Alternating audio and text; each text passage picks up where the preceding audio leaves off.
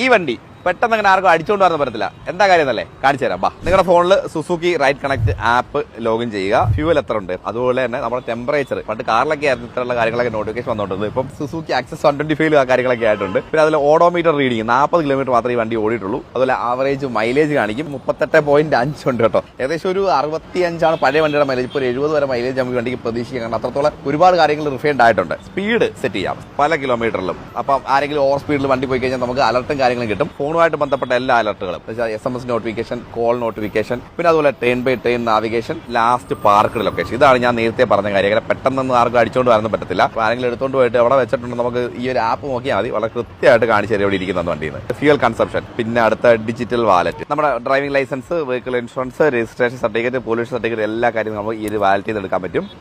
Save trip, നമ്മൾ just ഒരു trip നേരത്തെ ട്രൈ ചെയ്തിരുന്നു, അതിന്റെ ഡീറ്റെയിൽസ് കിട്ടും.